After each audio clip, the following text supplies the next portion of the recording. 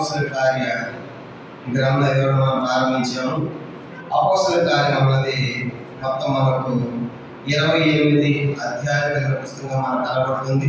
దీనిని 3 ప్రధాన భాగాలుగా విభజించుకుని మన ధ్యానాన్ని ప్రారంభించాం. దాంట్లో మరి మొదటి 7 అధ్యాయాలు అన్నది మొదటి ప్రధాన భాగంగా మనం రాసుకున్నాం. దానికి ఒక టైటిల్ కూడా రాసుకున్నాము, యెరూషలేములో సంఘము టైటిల్ రాసుకుని అది ముగించాం. ఇక రెండో ప్రధాన భాగం అన్నది 8 నుంచి 12 అధ్యాయాలు, దానికి ఒక టైటిల్ రాసుకున్నాము, యోదయ సమరయ దేశాల సంఘం అని రాసుకున్నాం, అది కూడా ముగించాము. ఇక మూడో ప్రధాన భాగం ఉంది 15వ అధ్యాయం నుండి 13వ అధ్యాయం నుండి 28వ అధ్యాయం వరకు మూడో ప్రధాన భాగం, దానికి ఒక టైటిల్ రాసుకున్నాము, అన్యుల దేశాలలో సంఘం. ఇదంటే బూది గ్రంథముల వరకు సంఘం, లేదంటే అపోస్తలుడైన పౌలు గారి ప్రయాణాల్లో మనం టైటిల్ రాసుకుని మూడో ప్రధాన భాగం మన ధ్యానము 15వ అధ్యాయంలో కొనసాగుతుంది. అపోస్తలుల కార్యములు 15వ అధ్యాయం మొత్తం 41 వచనాలు ఉంటుండగా దీనిని 7 భాగాలుగా మనం విభజించుకున్నాము. మొదటి 5 వచనాలు మొదటి సంగతిగా రాసుకున్నాం, దానికి ఒక టైటిల్ కూడా ఇచ్చాము, యోధా మతాన్ని తిరస్కరించిన క్రైస్తవులు అని అది మనం ముగించుకున్నాం. ఇక రెండవ సంగతి అన్నది 6 నుంచి 11 వచనాలు రెండవ సంగతి, దానికి ఒక టైటిల్ రాసుకున్నాము, పేదలు గాలి హెచ్చరిక అని రాసుకుని అది కూడా ముగించాం. ఇక మూడో ప్రధాన భాగం అన్నది 12 నుంచి 21 వచనాలు, దానికి కూడా ఒక టైటిల్ రాసాము, యాకోబుగా క్షమించండి 12వ వచనం ఒక్కటే మాత్రమే మూడో సంగతి, అది పౌలు బర్నబా గారి సాక్ష్యం అని రాసుకున్నాం. మూడో సంగతి 12వ వచనం ఒకటి మాత్రమే. ఇక 13 నుంచి 20 వచనాలు అన్నది 4వ సంగతి రాసుకున్నాము, దానికి ఒక టైటిల్ రాసాము, యాకోబు గారి హెచ్చరిక అని మనం రాసాం. అక్కడ దాకా మనం ముగించాము, అంతే కదా. ఈరోజు మనము దాని కొనసాగింపు 5వ సంగతి అన్నది 22 నుంచి 29 వచనాలు అన్నది 5వ సంగతి రాసుకుందాం. అపోస్తలుల కార్యములు 15వ అధ్యాయం 22 నుంచి 29 వచనాలు ఈరోజు మనం ప్రారంభిస్తున్నాం. ఆ 4 సంగతులు పైన ధ్యానించాము. ఈరోజు 22 నుంచి మనం ప్రారంభిస్తాం.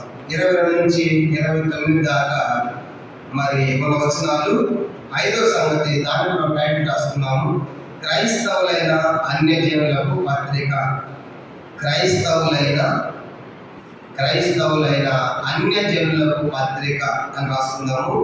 ఇది 5వ సంగతి. అపోస్తలుల కార్యం 15వ అధ్యాయం 5వ సంగతి అన్నది 22 నుంచి 29 వచనాలు రాసుకునే టైటిల్, క్రైస్తవులైన అన్యజనులకు పత్రిక అని రాసుకోవాలి. 15వ అధ్యాయం ఏం జరిగింది అని చూసినప్పుడు 15వ అధ్యాయం వచ్చినప్పటికీ అపోస్తలుడైన పౌలు గారు బర్నబా మొదటి సువార్త ప్రయాణం ముగించుకొని సిరియా దేశంలోని అంతియోకియ అనే సంఘాన్ని చేరుకున్నారు.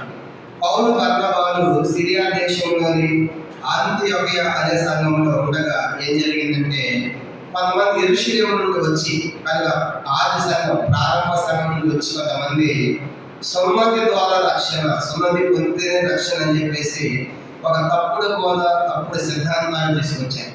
ఇప్పుడు పౌలు బర్నబాలు వాళ్ళతో విభేదించారు. కనుక ఈ సున్నతి పొందాల్సిన అవసరం లేదు, ప్రభు యేసు ఉపయోగిస్తేనే రక్షణ అని చెప్పేసి వాదించినప్పటికీ వాళ్ళు వినలేదు.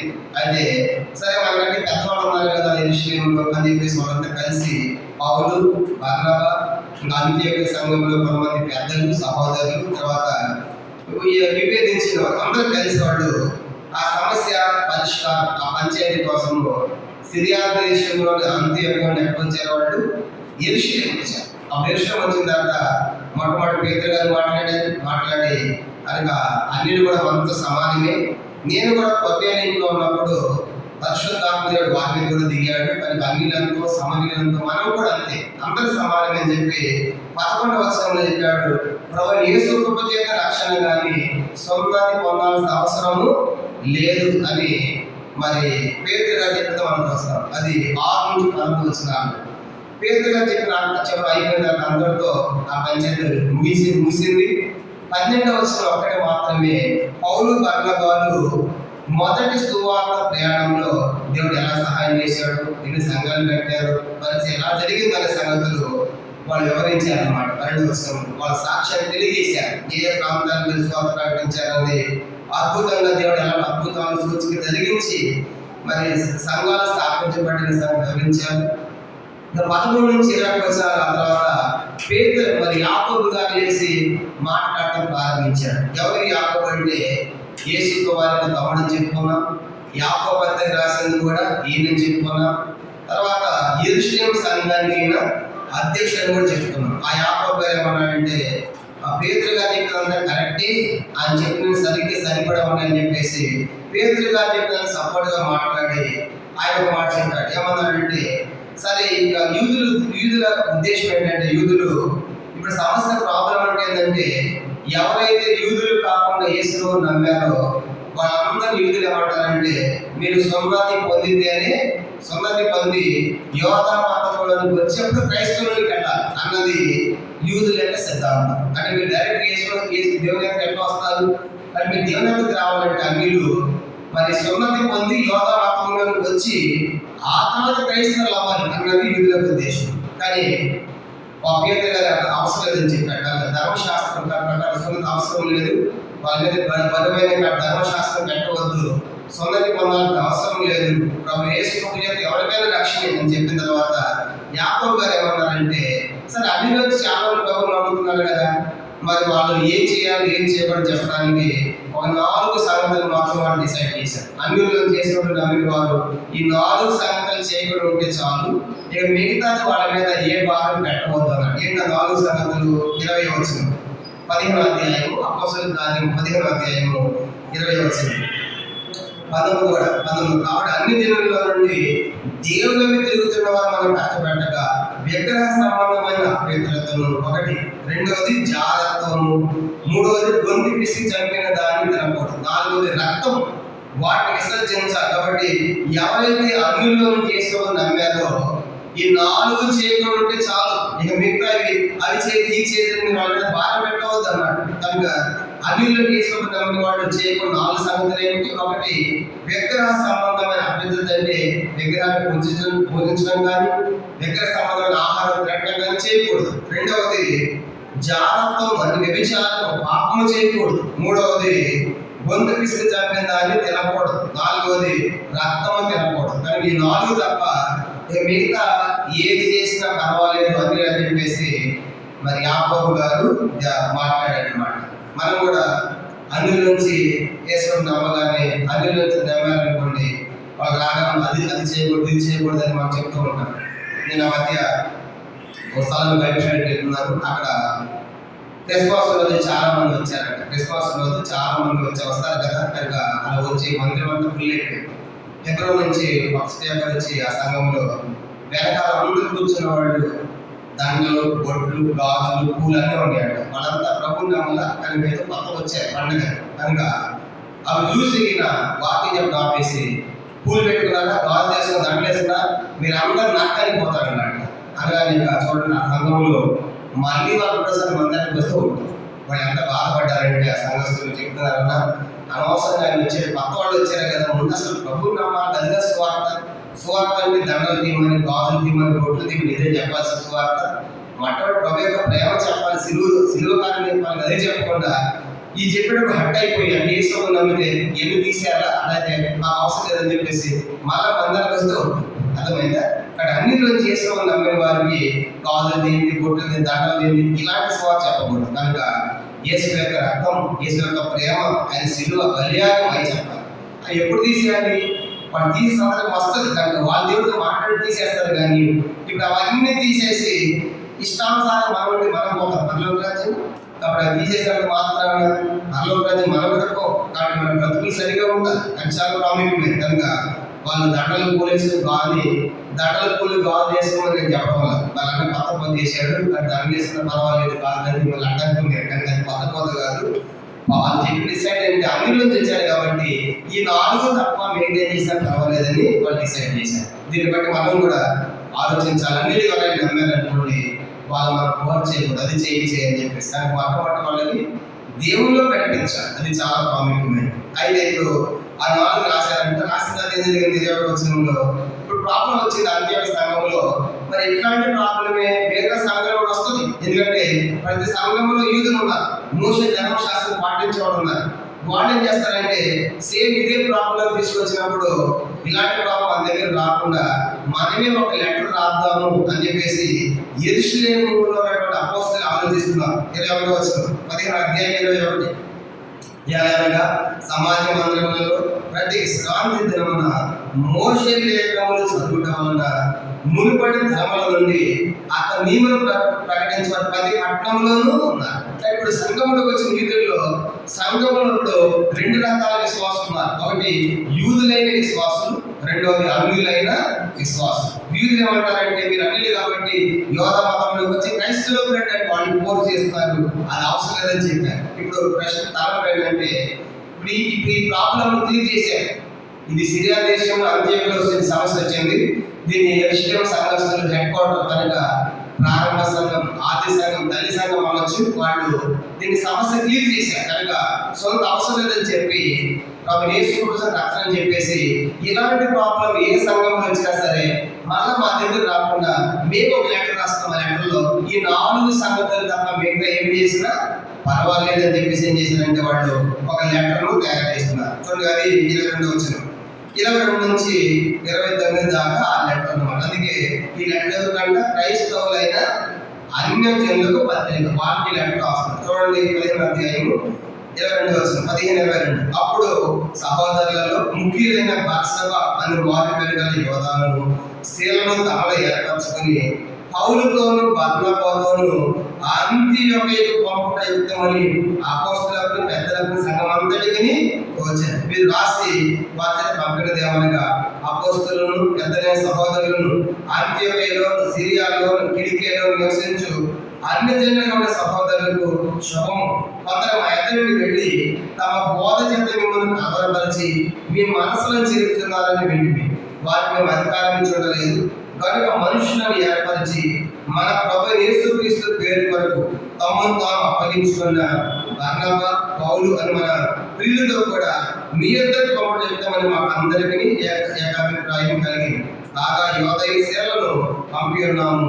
వారి నోటి మాట ఈ సంగతులు మీకు తెలియజేద్దరు. విగ్రహంలో కల్పించిన వాటిని తినకూడదు, రెండవది రక్తాన్ని తినకూడదు, మూడవది గొంతు పిసాలని తినకూడదు, నాలుగో జాగ్రత్తను విసర్జించాలని ఈ ఆవశ్యకమైన వాటికంటే ఎక్కువైన ఏ భారం మీ మీద మోపకూడదని పరిశుద్ధాత్మకును మాకు తోచెను. వీడు దూరం ఉండటకు జాగ్రత్త పడదా, అది మీకు మేలు, మీకు క్షేమము కలుగునుగా. ఇదన్నమాట లెటర్. వీళ్ళు లెటర్ రాస్తుంది ఎవరు? యెరూషలేములో పెద్దలైన అపోస్తలులు. ఎట్లా రాస్తున్నారు? పరిశుద్ధాత్మ దేవుడు అది వాళ్ళు చెప్పాడు. అదే పరిశుద్ధాత్మ అపోజిటే పరిశుద్ధాత్మ దేవుడు బయటకు వచ్చాడు కాబట్టి ఈ 4 మాత్రమే చేయకూడదు. అన్నిలో నుంచి యేసులో నమ్మిన వారిని పరిశుద్ధ చెప్పాడు. ఆ 4 చెప్పాం. అది ఇప్పుడు ఈ లెటర్ ఎవరితో పంపించాలి? వచ్చినటువంటి వాడు అంత్యోకయలోని సిరియా దేశంలోని అంత్యోక పట్టణం నుంచి పౌలు వచ్చాడు, బర్నబా వచ్చాడు, తమ సహోదరులు వచ్చారు. ఇప్పుడు వార్త పంపించినటువంటి లెటర్ ఏమంటారు? తెలియదంత లెటర్ తీసుకెళ్తే ఏమో మాకు తెలిసి మీరు తెచ్చారేమో అంటారు. కాబట్టి ఇప్పుడు యెరూషలేము సంఘంలో నుంచి ఒక ఇద్దరు పంపిస్తారు లెటర్ ఇచ్చాక. పౌలు బర్నబా ఉంటారు కానీ స్థానిక సంఘంలో నుంచి హెడ్ క్వార్టర్ నుంచి ఇద్దరు పంపిస్తారు. ఎవరంటే ఇద్దరు 22వ వచనం. అప్పుడు సహోదరుల ముఖ్యులైన బర్సబా అని వారి పేరుగల యోధాను, రెండు ఆయన శీలను తమను ఏర్పరచుకొని పౌలుతోను బర్నబాతోను అంత్యోకయ పంపుట యుక్తమని అపోస్తలులు పెద్దల సంఘం అంతటితో వచ్చింది. ఇప్పుడు వీళ్ళిద్దరూ యెరూషలేము సంఘంలో ముఖ్యులంట. ఇంగ్లీష్ మీడియంలో లీడర్స్ అని రాయబడి, దానికి ఎవరు లీడర్స్? బర్సబా లేదా ఇంకో పేరు ఆయన పేరే యోధ. బర్సబా పేరు మరో పేరు యోధ. రెండు ఆయన శీల. వీళ్ళిద్దరు కూడా యెరూషలేము సంఘంలో సభ్యులు, యెరూషలేము సంఘంలో ముఖ్యులు, యెరూషలేము సంఘానికి లీడర్స్ అని రాయబడి ఇంగ్లీష్. అంటే అందుకు ఒక స్థానం ఉన్నారు. బర్సబా కానీ మనకి ఎవరి బర్సబా అంటే పండితుల అభిప్రాయం ఏంటంటే అపోస్తలుల కార్యం 1వ అధ్యాయంలో యోధా ప్లేస్ లో మనకి వ్యక్తిని ఎన్నుకున్నారు కదా. ఎందుకున్నప్పుడు మనకి ఇద్దరు కనబడ్డారు. ఒక ఆయన బర్సబా, మరొక ఆయన మత్తయి. అపోస్తలుల కార్యం 1వ అధ్యాయం, అపోస్తలుల కార్యం 1వ అధ్యాయం, అపోస్తలుల కార్యం 1వ అధ్యాయం 23వ వచనం. అపోస్తలుల కార్యం 1వ అధ్యాయము 23వ వచనం. అప్పుడు వారు యూస్తు అను మారు పేరు గల బర్సబ అనబడిన యోసేపు. ఈ బర్సబ ఉన్నాడు కదా, ఈ బర్సబానే ఆయన అయి ఉండవచ్చు అని పండితుల అభిప్రాయం. ఈ బర్సబాని 15వ అధ్యాయంలో బర్సబ ఇద్దరు ఒకటి అయి ఉండవచ్చు అని పండితుల అభిప్రాయం అన్నమాట. కానీ ఆయన అప్పుడు యోధా ప్లేస్ లో ఎన్నుకోవడానికి చీటి మధ్యకరణ తెచ్చింది కదా, ఆయన కూడా ఆత్మీయుడే. అయితే అతనే ఆ బర్సబాని అయి ఉండవచ్చు అని పండితుల అభిప్రాయం. ఆ బర్సబ అతనికి మరొక పేరు ఏంటంట యోధ. ఆ బర్సబలో మరొక పేరు యోధ. రెండో ఆయన శీల. చెప్పండి ఏమంట శీల. కానీ శీల అనేటువంటి ఈ వ్యక్తి మొట్టమొదటిసారి మనకి ఇక్కడే మనకు కనబడుతున్నారు. ఇప్పుడు చెప్పండి, శీల ఏ సంఘానికి సభ్యుడైనా? యెరూషలేము సంఘానికి సభ్యుడు. శీల ఏ సంఘానికి సభ్యుడైనా? యెరూషలేము ఆది సంఘంలో ముఖ్యుడైన సభ్యుడైన.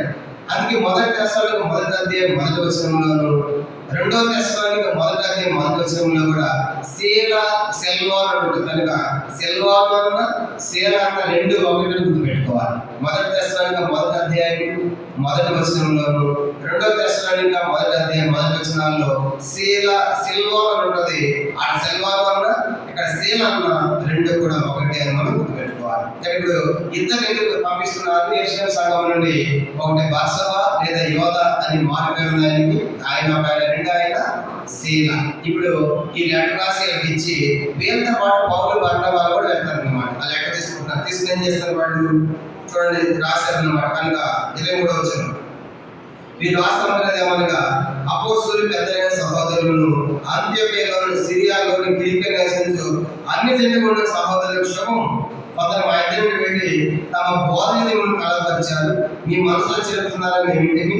వారికి మేము అధికారం ఇచ్చి ఉండలేదు. కానీ లెక్కలు రాశారంటే వీళ్ళది పంపిస్తున్నాము. కనుక సిరియా దేశంలో అంత్యోక్యలో కిలికియాలో ఆయా స్థలంలో సహోదరులు ఉన్నటువంటి అన్ని జనులైన మనందరికీ సహోదరులు శుభాలు. మీకు కొందరు మాట గురించి వెళ్ళారు, హెడ్ క్వార్టర్ నుంచి వెళ్ళామని చెప్పారు.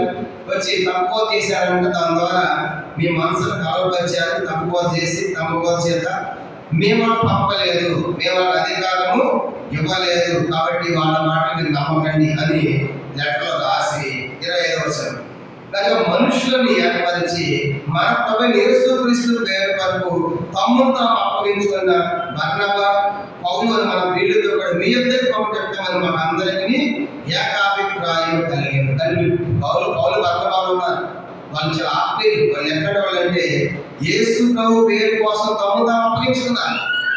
ఆదికాండం 11వ అధ్యాయంలో ఎత్తైన గోపురాన్ని కట్టారు. ఏం చేయాలనుకున్న వాటి పేరును సంపాదించాలనుకున్నారు. ఎన్నోసార్లు మనము మన పేరు కోసం మనం ప్రయాసపడుతూ ఉంటాం. కానీ పౌలు బర్నబాలు ఎవరి పేరు కోసం వాళ్ళు ప్రయాసపడుతుంది? యేసుక్రీస్తు పేరు కోసం అప్పగించుకున్నారు. కానీ అలా కాబట్టి పౌలు బర్నబా ఉంటారు. వారితో పాటు శీల లేదా బర్సబ అనే వాళ్ళు కూడా వస్తున్నారు. ఈ లెటర్ తీసుకుని లెటర్ రాసేమంటున్నారు 27వ వచనం, కాగా యోధను శీలను పంపి ఉన్నాము, వారి నోటి మాట ఈ సంగతి మీకు తెలియజేస్తారు. ఇప్పుడు లెటరే కాదు, ఆ పౌలు శీల తర్వాత బర్సబ వచ్చి లెటర్ అవడమే కాదు, మీకు ఇక కొన్ని సంగతులు మీకు చెప్తారు, నోటి మాట కూడా చెప్తారు, ఎలా ఉండాలనే సంగతులు కూడా మీకు చెప్తారని చెప్పేసి ఆ లెటర్ ఏముందంట, విగ్రహాలు అర్పించింది తినకూడదని చెప్పండి అన్నిటికీ. రెండవది రక్తాన్ని తినకూడదు. మూడవది గొంతు పిసినట్టు దాన్ని తినకూడదు. నాలుగవది జాగ్రత్తమును ఈ తప్ప ఏది కూడా వాళ్ళ మీద భారం పెట్టకూడదని పరిశుద్ధాత్మ దేవుడు మాకు బయలుపరిచాడు. కాబట్టి వీళ్ళు దూరంగా ఉండమని చెప్పండి అని ఈ లెటర్ ఇష్యూ చేశారన్నమాట. కానీ ఇప్పుడు ఈ లెటర్ ఏం చేస్తారంటే ఇప్పుడు అన్ని సంఘాలు పంపుతారు. అన్ని సంఘాలు పంపినప్పుడు ఇంకా సంఘాలు కలవడం ఉండదు. ఎందుకంటే అసలు లెటర్ పంపిస్తుంది ఎవరు? హెడ్ క్వార్టర్ కదా, కానీ కదా హెడ్ క్వార్టర్ కదా, ఆదిమ సంఘం కదా. కాబట్టి వాళ్ళు పంపించేది కాబట్టి మిగతా ఎక్కడ ఉన్నప్పుడు కూడా సమస్య ప్రాబ్లం లేకుండా ఉంటుందన్నమాట. దీంతో మనకి 5వ సంగతి ముగించబడింది. అపోస్తలుల కార్యము 15వ అధ్యాయము 22 నుంచి 29 దాకా 5వ సంగతి ఏమని రాస్తున్నారు? అన్ని జనులైన క్రైస్తవులకు పత్రిక. కాబట్టి అన్ని జనులను యేసును నమ్మిన వారు ఈ 4 సంగతులు చేయకూడదని లెటర్ రాసి పంపిస్తున్నారు. యెరూషలేములో అపోస్తలులు పెద్దలు సంఘమంతా ఆలోచించి ప్రార్థన చేసి పరిశుద్ధాత్మ ద్వారా అవి డిసైడ్ చేసి వాళ్ళు మరి అన్ని సంఘాలు పంపిస్తున్నారు. ముఖ్యంగా ఇప్పుడు సిరియా దేశంలోని అంత్యోక సంఘాన్ని పంపించారు అన్నమాట. అయితే వాళ్ళు పోయినప్పుడు ఎక్కడ పోయారంటే 2 గుంపులు పోయారు. ఒకటేమో కొంతమంది సున్నత ద్వారా రక్షణ, కొంతమంది అంటే సున్నత అవసరం లేదని కొంతమంది మాట్లాడారు, అట్లా పోయారు. కానీ ఇప్పుడు వచ్చినప్పుడు ఆ సమస్య అంతా ప్రాబ్లం సాల్వ్ చేసుకున్నారు, సమాధానం వచ్చారు. చూడండి, అపోస్తులు ఎంత చక్కగా వాళ్ళ సమస్య పరిష్కారం చేశారంటే మరి ఎవరు బాధపడాలి. మేము ఓడిపోయాం కదా, వాళ్ళు గెలిచినది అనుకోలేదు. కానీ ఇప్పుడు సొంతది పొందాలన్న వాళ్ళు ఓడిపోయినట్టు వాళ్ళు ఫీల్ అవ్వలేదు. కనుక యేసు ప్రభుత్వ రక్షణ అని చెప్పి ఇంటి వాళ్ళు గెలిచినట్టుగా ఫీల్ అవ్వలేదు. ఇద్దరు ఒకే సంఘంలో ఉన్నారు కాబట్టి వాళ్ళు ఎంత ఉన్నారంటే ఎంతో సంతోషంగా నెమ్మదిగా వచ్చారు పంచాయతీకి వెళ్ళి కూడా. అందుకే ఒక సభ సక్సెస్ఫుల్ గా జరగాలంటే ఏ పంచాయతీ అయినా సరే, కనుక పంచాయతీలు చేస్తూ ఉంటారు కదా, ఏ పంచాయతీ అయినా ఏ సభ అయినా సక్సెస్ఫుల్ గా జరగాలంటే సభ కనీసం ఐదు పాటించాలి. సభ వాడు 5 పాటించాలి. ఈ 5 పాటిస్తే ఏ సమస్య అయినా సక్సెస్ఫుల్ గా మనము దాన్ని సాల్వ్ చేస్తాం. ఏంటి 5? మొట్టమొదటిది, సభ అనేది ఒకరి అధ్యక్షతలో జరగాలి. సభ ఎట్లా ఉండాలంటే చాలా మంది వస్తారు, 2 టీంలు ఉన్నప్పుడు సభకు ఒక అధ్యక్షత ఉండాలి. కనుక దేవుని పెళ్లికి అందరి పెద్దలు అన్నట్టుగా అందరూ మాట్లాడకూడదు. సభకు ఒక అధ్యక్షుడు మెయిన్ వ్యక్తి ఉంటాడు. కనుక అతని ఆధ్వర్యంలో ఆ పంచాయతీ జరగాలి. రెండవది, సమస్యల గురించిన స్పష్టత తెలుసుకోవాలి. ఆ యొక్క పంచాయతీ క్లియర్ చేయాలంటే ఏం చేయాలంటే మనం వాళ్ళ సమస్య ఏంటి అనేది, సమస్యల గురించిన స్పష్టత తెలుసుకోవాలి. అంటే అసలు ఏంటి వాళ్ళ ప్రాబ్లం ఏంటి అనేది పూర్తిగా మనం వినాలి.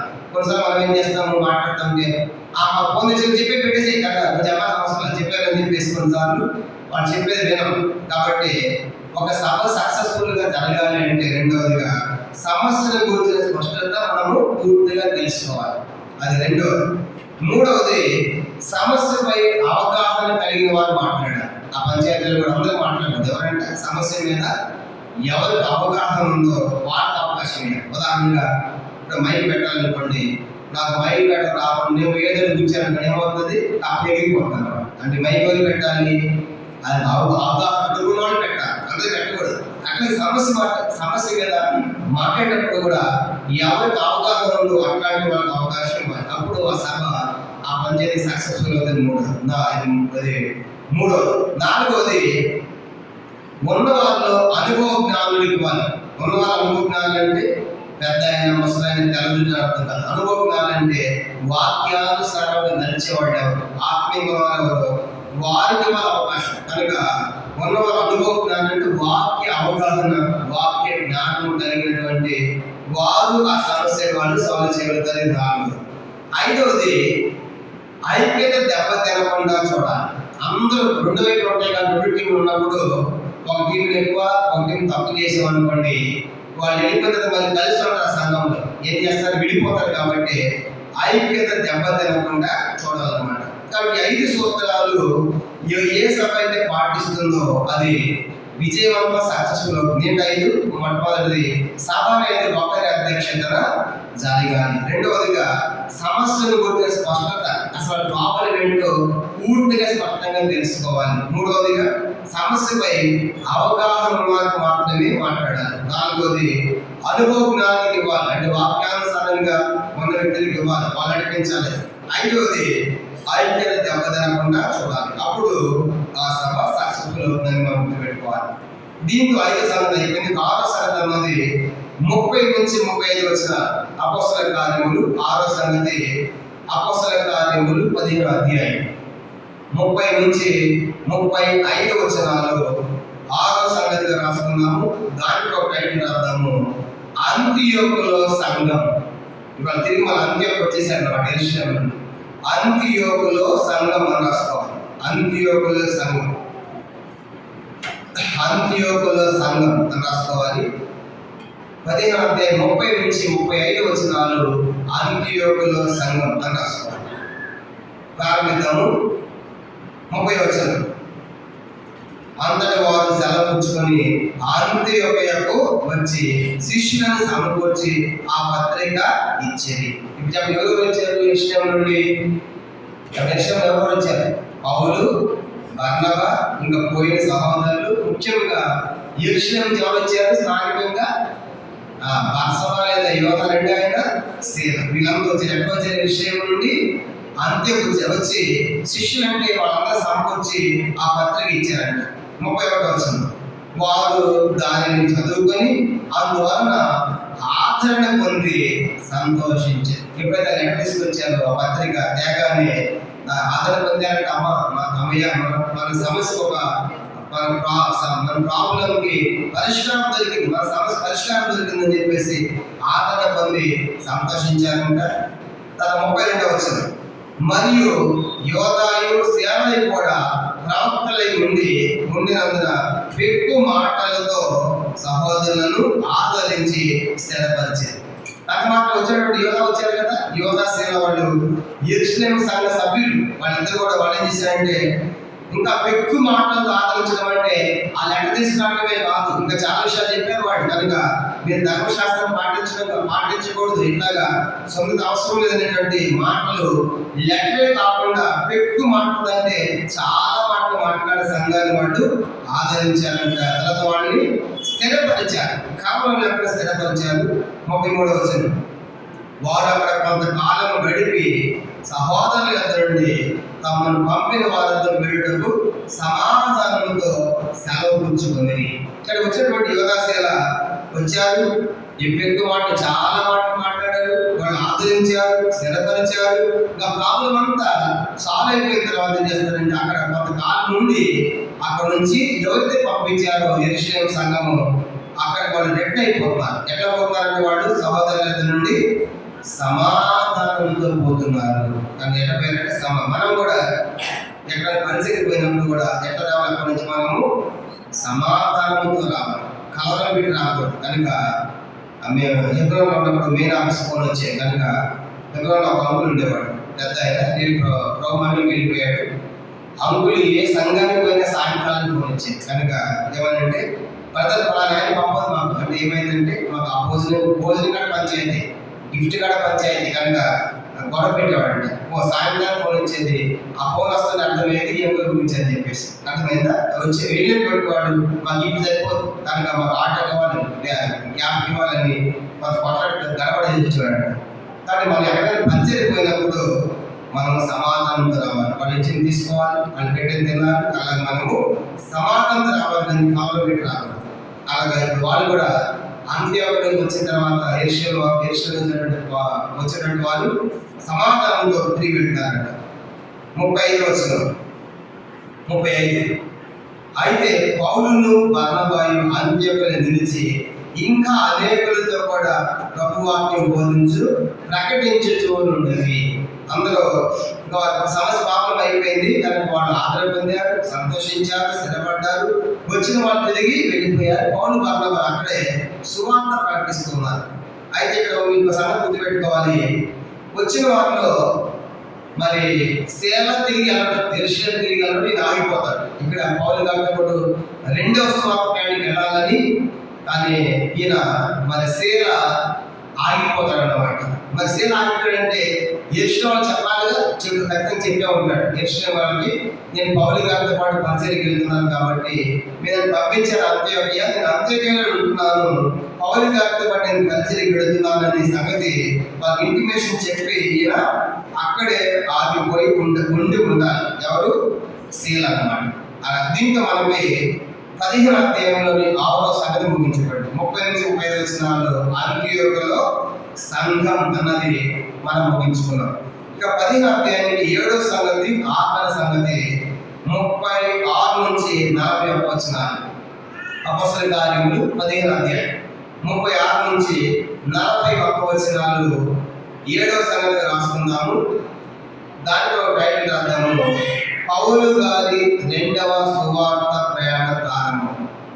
పౌలు గారి రెండవ సువార్త ప్రయాణ ప్రారంభం 36-41 వచనాలు. 7వ సంగతి 15వ అధ్యాయానికి ఆఖరి సంగతి, పౌలు గారి రెండవ సువార్త ప్రయాణ ప్రారంభం రాసుకోవాలి. పౌలు గారి రెండవ సువార్త ప్రయాణ ప్రారంభం. ప్రారంభిద్దాం. 36వ వచనం. పౌలు బర్నబాలు ఎక్కడ ఉన్నాడు? పౌలు బర్నబాలు ఎప్పటికో ఉన్నారు, అంత్యోక్యలో ఉన్నారు. గుర్తుపెట్టుకోండి. కనుక వచ్చిన వాళ్ళు యెరూషలేము వెళ్ళిపోయారు, సీల ఆగిపోయాడు, పౌలు బర్నబా ఎక్కడ ఉన్నారు అన్నమాట. 36 కొన్ని దినముల తర్వాత ఏ ఏ పట్టణములలో ప్రభు వాక్యం ప్రచురించమో ఆయా పట్టణంలో ఉన్న సహోదరులతో తిరిగి వెళ్ళి వారు ఎలా ఉన్నారో మనం చూడమని పౌలు బర్నబాతో అనేను చూసారు. కాబట్టి కొన్ని నెలలు అయిపోయిన తర్వాత పౌలు గారికి ఒక తలంపు వచ్చింది. బర్నబా అంటే బర్నబా మనం అనేక స్థలానికి వెళ్ళేందుకు వాక్యం ప్రకటించిన మొదటి ప్రయాణంలో వాళ్ళు ఎట్లా ఉన్నారు కనుక ఆ విశ్వాసం ఎట్లా ఉన్నారు, ఆత్మీయంగా ఉన్నారా, దిగజారిపోయారా, ఆ దేవుల్లో ఉన్నారా, లోపల కలిసిపోయారు. కానీ వాళ్ళని ఒకసారి వాళ్ళంతా తిరిగి వెళ్దాము, వాళ్ళు ఎట్లా ఉన్నారు, వాళ్ళ ఆత్మీయ స్థితి ఎట్లా ఉన్నాయో చూచి వద్దామని పౌలు గారు బర్నబాతో మాట్లాడుతున్నారు. దీన్ని ఏమంటారంటే ఫాలో అప్ మినిస్ట్రీ అంటారు. దీన్ని ఏమంటారు? Follow up ministry. అంటే ఒకసారి సువార్త చెప్పి వారిని వదిలిపెట్టకూడదు. మనం ఏం చేయాలి? వాళ్ళని ఫాలో చేయాలి, నడిపించాలి, దేవుడు నడిపించాలి. అందుకే డాక్టర్ బిల్లీ గ్రహం గారు ఏమన్నారంటే, బక్సింగ్ గారి పరిచయం గురించి డాక్టర్ బిల్లీ గ్రహం గారు చెప్పిన మాట ఒక అద్భుతమైన మాట చెప్పాడు ఆయన. బక్సింగ్ గారి పరిచర్య బండి చక్రంలో 24 పుల్లలు ఉంటే నా పుల్ల నా పరిచయ ఒక పుల్ల మాత్రమే, మిగతా 23 పుల్లలో బక్సింగ్ గారి పరిచర్య అన్నాడు డాక్టర్ బిల్లీ గ్రహం గారు. గొప్ప సేవ, ఆయన కూడా గొప్ప దైవజనుడు, అంతర్జాతీయ స్వార్థకుడు. ఆయన స్వార్థ చెప్తే కొన్ని లక్షల మంది, వేల మంది చేతులు లక్షల తీర్మానం చేసుకునేవాడు బిల్లీ గ్రహం గారు. అట్లాంటి ఆయన ఏమన్నాడంటే, నేను అనేక స్థలాలకు వెళ్తాను, వాక్యం చెప్తాను, ఎంతమంది చేతులు ఎత్తారు, కానీ వాళ్ళు ఏ సంఘానికి వెళ్తారో ఎక్కడ ఎదిగారు వాళ్ళ సంగతి మాకు తెలియదు. కానీ బక్సింగ్ గారి పరిచయం అట్లాంటిది కాదు. బక్సింగ్ గారి సంఘాలు వాళ్ళ పిల్లల్ని కానీ ఆ బిడ్డ ఎట్లా పెంచి ఎట్లా పెద్ద చేస్తామో, పైకి తీసుకొస్తామో, బక్సింగ్ గారి పరిచయం అనేది అట్లాంటిది. అపోస్తల బోధ, సహవాసం, ప్రార్థన, సంఘ ప్రార్థన, బైబిల్ ఉపవాస ప్రార్థనలాగా అన్నింటిలో నడిపించి వాళ్ళని ఆత్మీయంగా ఎదిగింపజేసే పరిచయం అని డాక్టర్ బిల్లీ గ్రహం గారు చెప్పిన మాట మనం చూస్తాం. దీన్ని ఏమంటారంటే ఫాలో మినిస్ట్రీ. ఒకసారి చెప్పిన తర్వాత వాటిని వదిలిపెట్టకూడదు. పదే పదే వాళ్ళ దేవుళ్ళని మనము స్థిరపరిచి బలపరచాల్సిన వారు మనం ఉండాలని ప్రభు కోరుతున్నాడు. అలా మనం కూడా అనేక దేవుళ్ళకి మనము నడిపించాలి అని పౌలు భక్తుల వారు మాట్లాడుతున్నారు అన్నమాట. కానీ మొదటి క్యాండిడేట్కి వచ్చాం కాబట్టి మనం పోయి ఎట్లా చూసుకొద్దామని వాళ్ళు ఆలోచిస్తున్నారు. 37వ వచనం 15:37 మారు పేరు యోహానును వెంట పెట్టుకుని కూడా బర్నబా ఇష్టపడింది. అయితే పౌలు పంపులేని పని వరకు తమతో కూడా రాక తమను విడిచిన వారి వెంట పెట్టుకుని కూడా యుక్తము కాదని తలంచింది. వారు తీవ్రమైన వాదము కలిగినందున వారు ఒకరిని విడిచి ఒకడు విడిచి వేరే పోయి బర్నబా మార్పుని వెంట పెట్టుకుని వాడేకి ఒప్పరపెట్టారు. పౌలు సేవ ఏర్పరచుకొని సహోదరుల చేత ప్రభుత్వం అప్పగింపబడిన వాడు బయలుదేరి సంఘములను స్థిరపరుస్తూ సిరియా, కిలికియా దేశం ద్వారా సంచారం చేయించింది. గమనించండి, ఇప్పుడు వాళ్ళిద్దరూ పౌలు బాగా వెళ్ళాలని ఆలోచించారు. బర్నబా గారు ఏమన్నారంటే, మనతో పాటు మార్పును తీసుకెళ్దామన్నారు, జ్ఞాన మార్పును తీసుకుపోదామన్నారు. అనగానే వెంటనే పౌలు గారు వద్దు అన్నాడు. ఎందుకు చెప్పండి? ఈ జ్ఞాన మార్పును ఎందుకు వద్దన్నాడు? మొదటిసారి వచ్చి సగం దూరం నుండి వెనక్కి వెళ్ళిపోయాడు కదా, కాబట్టి సగం దూరం వచ్చి వెనక్కి వెళ్ళిపోయి మళ్ళీ మనతో ఎందుకు అని పౌలు గారు వద్దన్నాడు. కానీ బర్నబా మాత్రము లేదంటే తీసుకెళ్లాల్సింది అని బర్నబా గారు పట్టుబట్టాడు. అప్పుడు వాళ్ళిద్దరికి ఏమైందంటే మార్పును బట్టి వివాదం అంట. మార్పును బట్టి వివాదం. ఎవరెవరికి? పౌలుకి, బర్నబా. వివాదం అంటే మళ్ళా కోర్టు కేసులు ఏం వేసుకోలేదు అంట. కనుక మళ్ళీ పోలీస్ స్టేషన్ కోర్టు కేసుకు వెళ్ళలేదు. కానీ అంటే నీ పరిచయం నువ్వు చేయి, మా పరిచయం మేము చేస్తామని పౌలు గారు ఏమో సేవల నుంచి ఒక ప్రాంతానికి వెళ్ళాడు. బర్నబా ఏమో మార్పు తీసుకుని మరొక ప్రాంతానికి వెళ్ళాడు. పంపించింది. ఇప్పుడు రెండో ప్రయాణంలో రెండింటిలో మనకు కనబడుతుంది. రెండో ప్రయాణం రెండు టీములు చెప్పండి. మొదటి ప్రయాణంలో ఒకే టీము, దాంట్లో ముగ్గురు మొదట, తర్వాత ఇద్దరు వెళ్ళారు. ఇప్పుడు రెండో ప్రయాణంలో రెండు టీములో ఎవరి? పౌలు, శీల ఒక టీం అయితే బర్నబా, మార్పు మరొక టీం. విచిత్రం ఏంటంటే రెండు టీములు పంపిస్తూ ఒకే సంఘం. ఏ సంఘం అది? అంత్య సంఘం. మీకోసం ప్రార్థన చేస్తారంటే మీకోసం ప్రార్థన చేస్తారు, ఇద్దరు కోసం పంపిస్తారు. కనుక రెండు టీములు పంపిస్తే ఒకే సంఘం. కానీ ఇప్పుడు కొన్నిసార్లు విభేదాలు కూడా మంచిది, కొన్నిసార్లు వివాదాలు మంచిదే అనిపిస్తాం. ఎక్కువ పరిచర్య జరగడానికి కూడా ఒకసారి కొన్నిసార్లు కారణం అవుతుంది అన్నమాట. అది విడిపోమని వివాదాలు అమ్మని కోరుకోవట్లేదు, కానీ పరిచర్య కూడా కొన్నిసార్లు జరగడానికి కూడా అనుమతిస్తారని కూడా మనం ఆలోచించాలి. ఇప్పుడు పౌలు గారు బర్నబాను వద్దన్నాడు. పౌలు గారు మార్పును వద్దన్నాడు. ఎవరికి మార్పు అంటే జాన్ మార్క్కి నేను చెప్తున్నాను, కానీ వీళ్ళు వద్దన్నాడు. అయితే పౌలు గారి ఉద్యమ ఉద్దేశము మొదటిసారి వచ్చి సభలో చేరిపోయాడు. మనకేదో కానీ పౌలు గారు ఆలోచించి ఉండొచ్చు.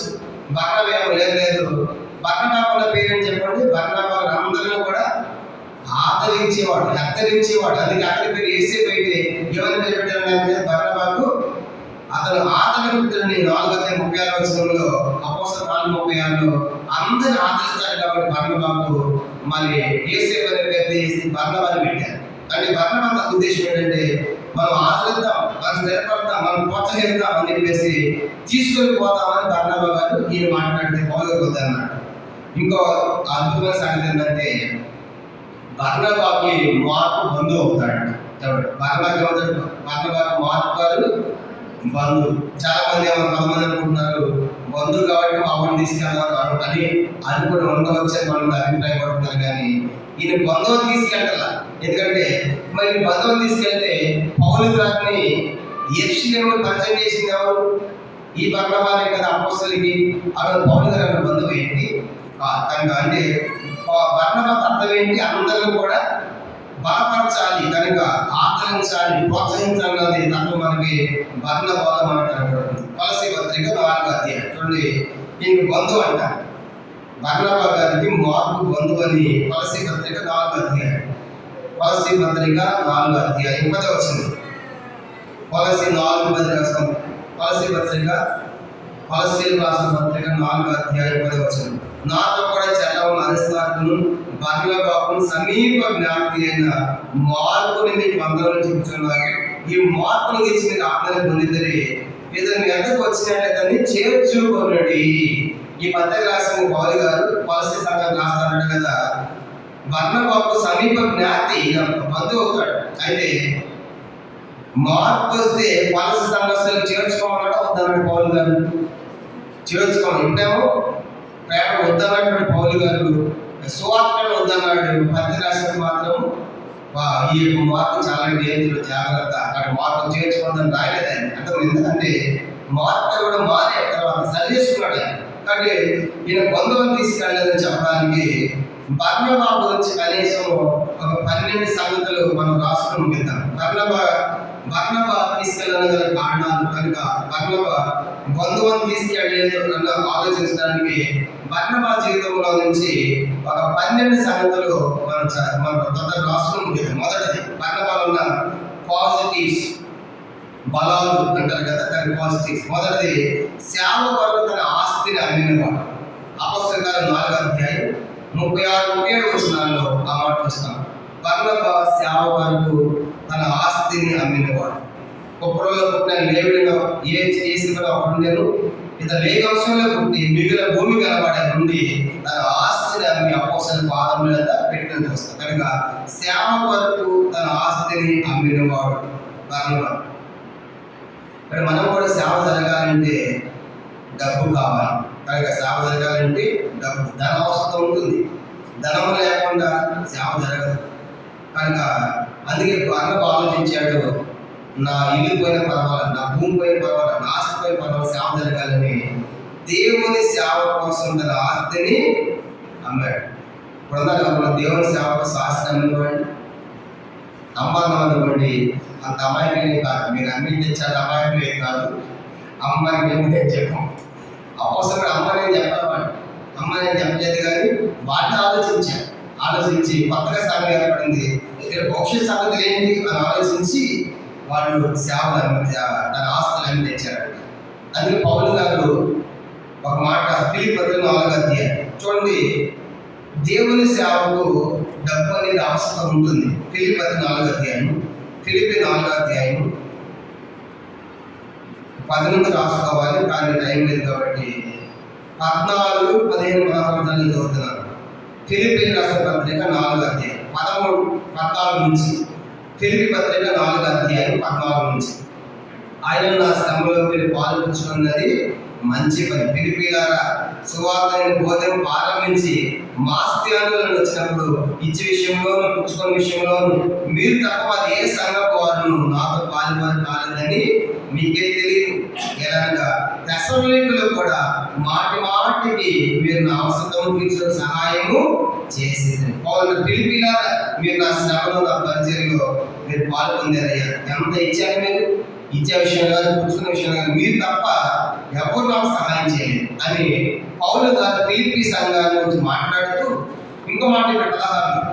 నేను తెస్సలోనికలో సేవ చేసినప్పుడు కూడా మీరు నాకేమి ఇచ్చారు? సహాయాన్ని పంపించారు. పిలిపి 4:16 మనం చూస్తాం. ఇప్పుడు తెస్సలోనిక సంఘంలో సేవ చేస్తే చెప్పండి, పౌలు గారు ఎవరు చూసుకోవాలి? తెస్సలోనిక సంఘంలో సేవ పౌలు గారు ఎవరు చూసుకోవాలి? తెస్సలోనిక సంఘం చూసుకోవాలి. అయితే వాళ్ళు చూసుకోలేకపోతే ఎవరు చూస్తారు? అక్కడ కూడా పిలిపి సంఘం. అంటే పిలిపిలాగా తెస్సలోనికలో సేవ చేసినప్పుడు కూడా మీరు అవసరం తీర్చారండి. పౌలు గారు ఎదురు ఎంత అవసరం అక్కడ ఉండి ఉండాలి. అది మనం కూడా సేవకుల గురించి ఆలోచించాలి. కనుక సేవకుల గురించి వాళ్ళ సంఘాల గురించి ఆలోచించాలి. అందుకే మనం సమర్పణ ఉండాలి, సంఘస్థులకు సమర్పణ ఉండాలి. అందుకే దేవుని సేవ అనేది ఖర్చుతో కూడింది కాబట్టి తప్పనిసరిగా 10వ భాగం ఇవ్వాలని దేవుడు ధర్మశాస్త్రంలో నియమించాడు. 10వ భాగము యెహోవా ఎందుకు? సంఘంలో సేవ జరగాలి, కార్యక్రమాలు ఉంటాయి కాబట్టి తప్పనిసరిగా ఇవ్వాలి. అందుకే పిలిపి సంఘం ఆలోచించింది దేవుని సేవకుల గురించి, ఆయన భోజనం ఎట్లా, ఆయన సంగతిని ఏంటని ఆలోచించి పిలిపి సంఘం మాటికి పౌలు గారు ఎక్కడ సేవ చేసినప్పుడు కూడా పిలిపి సంఘం సహాయం పంపించినట్టు పౌలు గారు చెప్తున్నాడు. అందుకే భేద విధవరాలు ఏం చేసిందంట? భేద విధవరాలు తన జీవనం అంతా వేసింది. అదే ఆమె దగ్గర ఉంది. అది వేస్తే మిగతాది లేదన్నమాట. అవి అంత వేద ఉంచుకోవచ్చుగా, లేదు దేవుని సేవకుని మనమంతా చేస్తున్నాడు. చూసారు కాబట్టి ఎంత గొప్ప అద్భుతమైన సందేశం అన్నాడు కదా, మీ అందరిలో ఎక్కువ వేసినామంట ఈ వేదత. కాబట్టి దేవుని సేవ జరగాలి అని వేదతలు ఇచ్చింది. దేవుని సేవ కోసం పిలిపి సంఘం పాలకు పంపించింది. దేవుని సేవ కోసం బర్నబా కూడా తన ఆస్తిని అన్నాడు. ఇది మొదటి సంగతి. బర్నబా తన దేవుని సేవ కొరకు తన ఆస్తిని అన్నాడు మొదట. రెండవది తత్వమును బట్టి అపోస్తుల చేత పేరు పెట్టబడినవాడు. రెండో సంగతి తత్వమును బట్టి, అతని తత్వము ఆదరించేవాడు కాబట్టి యోసేపు అని కాకుండా పేరు మార్చారు బర్నబా. తత్వమును బట్టి అపోస్తుల చేత పేరు పెట్టబడినవాడు అంటే ఆదరించేవాడు రాసుకోవచ్చు. బర్నబా సేవలని వాడి రెండవదిగా ఆదరించేవాడు. తత్వమును బట్టి అపోస్తుల చేత పేరు పెట్టబడినవాడు, ఇది రెండో సంగతి బర్నబా. మూడో సంగతి చూసినప్పుడు మూడవది తత్వాన్ని బట్టి అపోస్తుల చేత పేరు పెట్టబడినవాడు, ఆదరించేవాడు బర్నబా రెండవది. మూడవది ఒక నూతన సంఘ బాధ్యతలు అప్పగింపబడినవాడు. నూతన సంఘ బాధ్యతలు అప్పగించారు. ఏ సంఘం అది? అంత్యోక్య సంఘం. అంత్యోక్య సంఘానికి మొట్టమొదటి సేవకుడు బర్నబానే. ఆ సేవ చేస్తూ మధ్యలో పౌలును తీసుకొస్తారు. కాబట్టి నూతన సంఘ బాధ్యతలు అప్పగింపబడిన వాడు బర్నబా. మూడోది ఇదే సిరియా దేశంలోని అంత్యోక్య సంఘ బాధ్యతలు సేకరించాడు. మొదటి సేవకుడు ఆయన దాన్ని. మూడోది. నాలుగవది అంత్యోక్య సంఘంలో బలపరిచాడు. అంత్యోక్య సంఘం బాధ్యత తీసుకుని ఆ సంఘాన్ని బలపరిచాడు. అంత్యోక్య సంఘంలో బలపరిచిన వాడు నాలుగవది. ఐదవది పౌలు గారిని ఆదరించిన వాడు. యెరూషలేములో పౌలు గారిని ఆదరించిన వాడు. ఐదవదిగా పౌలు గారిని ఆదరించిన వాడు. యెరూషలేములో చేర్చుకోకపోతే ఆదరించాడు, దగ్గర తీశాడు. మొదటిది సేవకు ఆశ్రయాడు.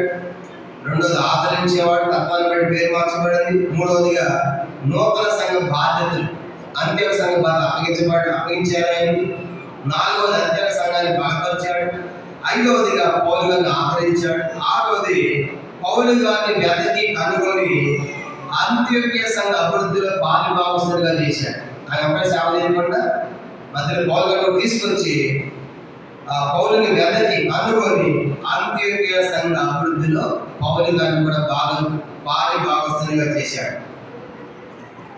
పౌలు గారు కూడా అంత్యోక్య సంఘంలో అభివృద్ధిలో పౌలు గారిని పాలుభాగస్తులుగా చేశాడు. ఇది ఆరవది. ఏడవది యెరూషలేములో సంఘములకు సహాయ నిధిని పంపించాడు. కరువు వచ్చినప్పుడు యెరూషలేములో 11వ అధ్యాయంలో పౌలు బర్నబాలు సహాయం తీసుకెళ్ళారు. యెరూషలేములోని సంఘమునకు సహాయ నిధిని తీసుకుని వెళ్ళాడు బర్నబా కూడా. యెరూషలేములోని సంఘమునకు సహాయ నిధిని తీసుకెళ్ళిన వాడు బర్నబా. ఇది ఏడవది. ఎనిమిదవది పౌలు గారితో మొదటి సువార్త ప్రయాణంలో పాల్గొన్నాడు. పౌలు గారితో మొదటి సువార్త ప్రయాణంలో పాల్గొన్నాడు. పౌలు గారితో మొదటి సువార్త ప్రయాణంలో పాల్గొన్నవాడు. అనే కాదు, సువార్త కూడా మనం చేయాలి. పౌలు గారితో మొదటి సువార్త ప్రయాణంలో పాల్గొన్నాడు. తొమ్మిదవది యోనాతాను వలె తను తాను తగ్గించుకున్నాడు. ఎక్కడ కూడా పౌలు గారు చెప్తా ఉంటే ముందుకు వెళ్ళాలి, సువార్త పనులు తగ్గింపు ఉండాలి, పని జరగాలంటే. తొమ్మిదవది యోనాతాను ఎలా తగ్గించుకుని దావీదు నువ్వు రాజు అంటాడు, అలాగే కూడా తను తాను తగ్గించుకున్నాడు. తొమ్మిదవదిగా పౌలు గారి దగ్గర తగ్గించుకున్నాడు.